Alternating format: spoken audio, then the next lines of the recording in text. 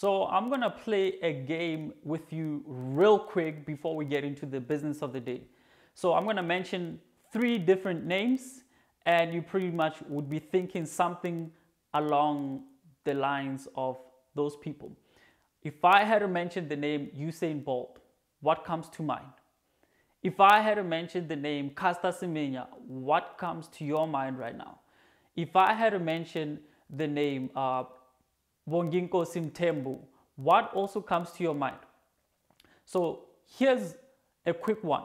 Now, Usain Bolt, you're pretty much thinking 100 meters, quick or world record breaker. If I jump into Caster Semenya, what are you thinking? Middle distance runner. I jump into Bonginko Simtembu, what are you thinking? Marathon. So what does this whole thing have to do with being a trader or a financial market trader? Now, in the whole financial market space, essentially there are 3 different characteristics that we're looking at. We're looking at the short term traders or the scalpers, medium term traders, and the long term traders or the institutional type traders. So you are either a scalper, you're the guy who wants to make the quick buck or the money fast, or you're going to be the guy that waits medium to long term, or you're going to be the guy that waits the longest with your institutional monies.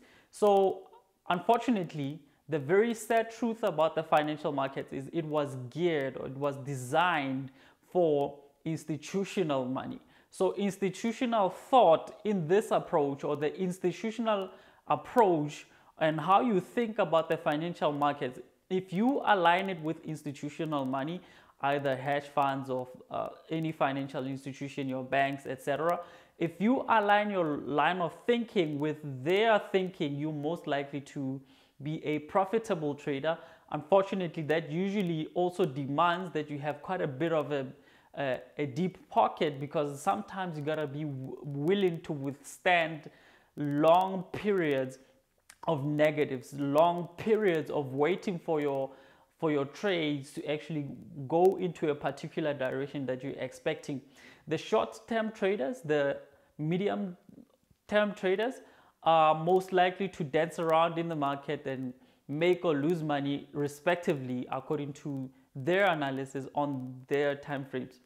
So you are going to need to ideally identify with your strength and who you are in the financial markets. I'm predominantly anything between medium to long-term trader as well as institutional, because I love to ride the waves of institutional money. Now, if you think like that, you're most likely to wait longer periods. You're going to make money over long periods, and that's okay. I mean, for me, that's absolutely okay. And your risk also, depending on your budget, is pretty much going to be determined by the amount of money that you have on your account.